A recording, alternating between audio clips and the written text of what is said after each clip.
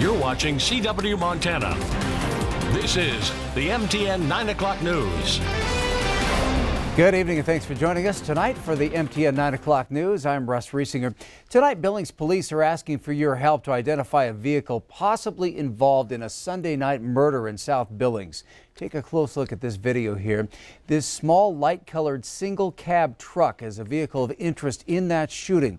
The crime played out in the front yard of a home in the 100 block of South 31st Street just before 10 p.m. The victim, 50-year-old Micah Myron, was shot in the front yard, died soon afterwards at the hospital. Police say there were two people in the truck, and there was also a medium to large size light-colored dog in the bed of that truck.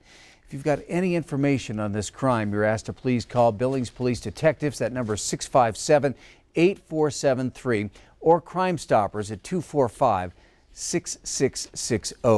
Billings police also tell us detectives are still tracking leads in the Monday night shooting death of 24-year-old Brett Ness.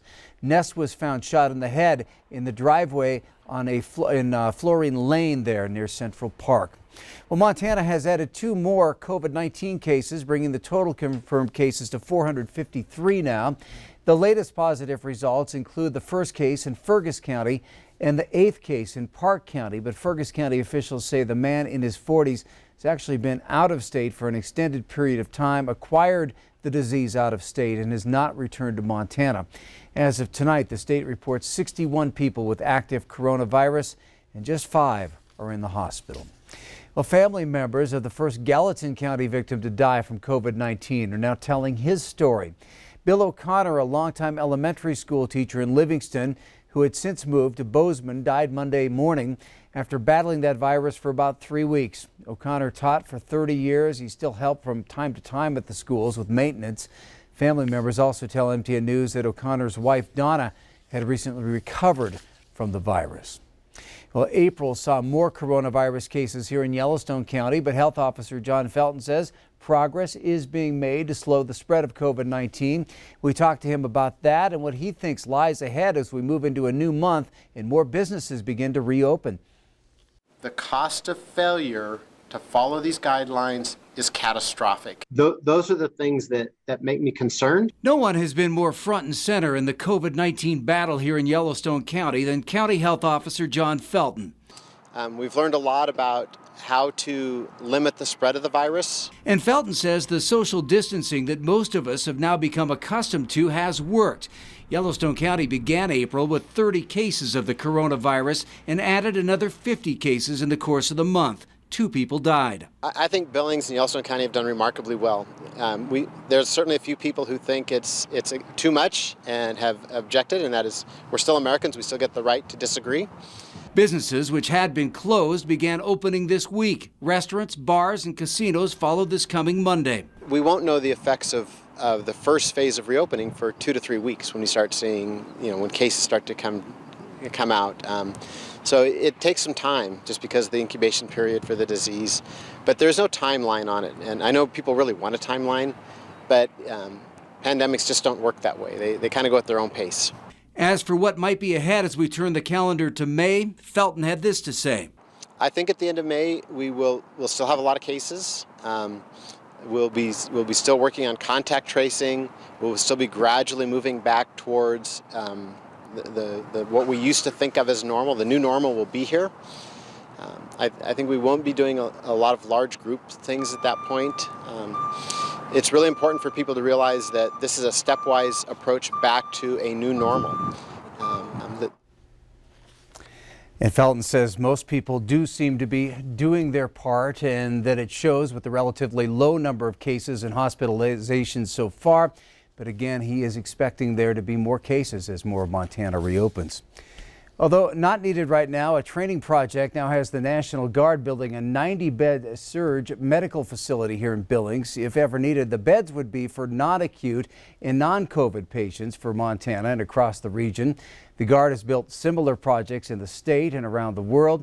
It gives the soldiers and airmen a chance to use their Guard training as construction engineers.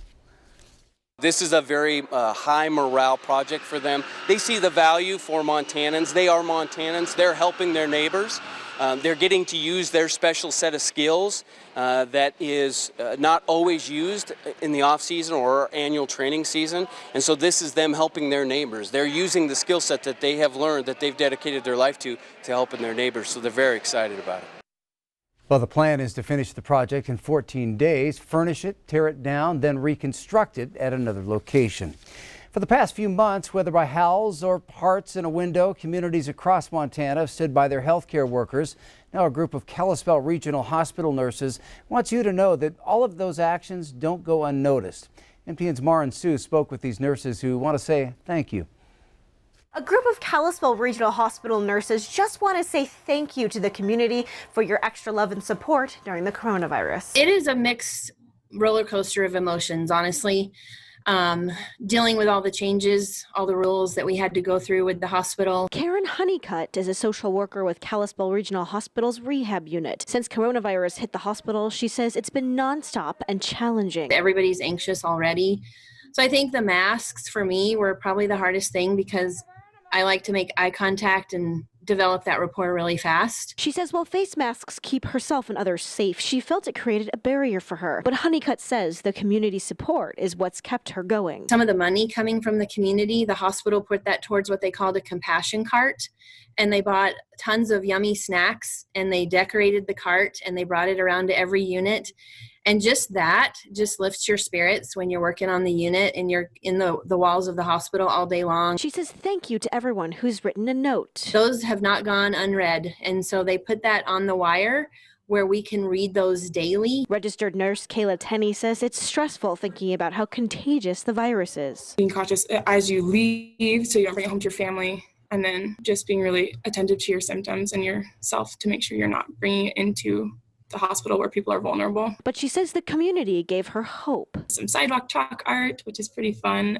A lot of masks. We love that the masks from the community. I like picking out a different mask all the time. That's fun. Jenny Walker, shift supervisor, says she's so proud of the hospital and the community. None of us have been in something like this, a global pandemic, but I think everyone has risen up and it's been really just a neat thing to see for healthcare. And they all want to say thank you. And thank you so much. Thank you. Thank you.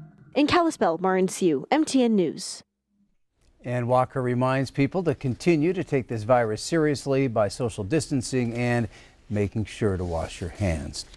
Well, you can add another 10,000 Montanans to the list of people filing for unemployment.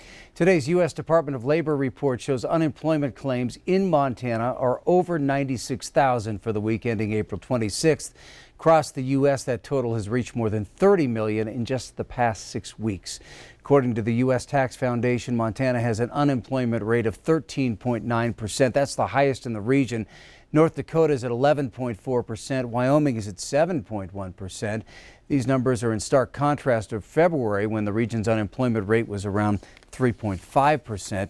Next week's U.S. job report is expected to show the unemployment rate in the nation around 14%. That's the highest monthly rate since estimates during the Great Depression. Well, a new shop is opening its doors in Great Falls, even in the midst of economic uncertainty. But owner Drew Hicks believes business will boom for his new butcher shop as the nation faces a meat shortage. MTN's Kelly Van Middendorp has more. Central Avenue Meats owner Drew Hicks says his butcher shop has been in the works for several years. Now he's ready to give Great Falls a taste of his craft that's focused around food. We think that this might be the best beef that you can buy in the Northwest. His beef is locally sourced from a ranch in Belt. Not only the quality, but it is 100% grass-fed too, so there are a lot of health benefits too. With many businesses on the chopping block after economic restrictions, Hicks still believes his timing is right on track. We're excited to join the community here downtown. Central Avenue Meats is providing a local solution to a national problem as the country faces product shortages due to the COVID-19 pandemic. We've been working with Drew for about a year now. Jim McCafferty has been a part of the agriculture community for over 50 years. He says the pandemic has created problems within slaughterhouses around the nation that will continue into the near future. This is, I think it's going to be pretty much new to everybody. McCafferty says a disruption in the supply chain creates a ripple effect on the entire process. They've had to reduce production volumes, and so that's created a backlog on this end and a shortage on the other side. I think that this is basically showing the cracks that we have in our food system right now. Hicks partners with Quality Meats of Montana. A spokesperson in Miles City told MTN News operations are at full speed with slaughters booked out to 2021. Hicks isn't anticipating running out of products to sell to customers. We have great local producers, and so we're luckier than some places. And says supporting local is one way for Montanans to rebound as major meat suppliers search for solutions. If people choose to support us, that they not only experience personal benefits with health, but they also see the economic benefit in their community. Central Avenue Meats plans to open their doors to the public on Wednesday, May 6th, starting at 10 a.m. Reporting in Great Falls, Keith Van Middendorp, MTN News. Financial experts say meat shortages are likely to happen with problems in the supply chain for products like beef, pork, and chicken. If you can't find those products in your usual grocery store, it is a good idea to check in with your local butcher shops. For the first time since the stay-at-home closures started, tennis courts in Billings are open again. Crews have put up nets on all the City of Billings courts. The courts can now be used for tennis and pickleball. According to the County Health Office, reopening is all right if protocols follow the governor's directive on outdoor recreation. There must be 10 or fewer people, a 6-foot separation, and frequent sanitation. The park superintendent says many parts of the parks are open. However, playgrounds and some restrooms are still closed. Well, if you've been waiting to pull out your tent, enjoy the Montana outdoors for the past few weeks, that wait is over. State campgrounds are opening again. The magic day is tomorrow, May 1st, and that's the day that all of our fishing access site camping spots, state park camping spots open up, and everything that wouldn't normally be closed seasonally anyway. Some of our wildlife management areas, for instance, are closed seasonally until May 15th every year because that's winter range for elk and things like that. So as of May 1st, all of our fishing access site camping spots will open and state park camping spots. Gibson says the only exceptions are a couple of fishing access sites that are now undergoing construction, and he reminds us that front offices will remain closed at this time, so people still need to buy their licenses and boat decals online. Still to come on tonight's MTN 9 o'clock news, the long wait is nearly over for Anaconda residents. We're going to tell you what has them finally seeing a light at the end of the tunnel. But first, Bob McGuire's in with your complete 7-day forecast.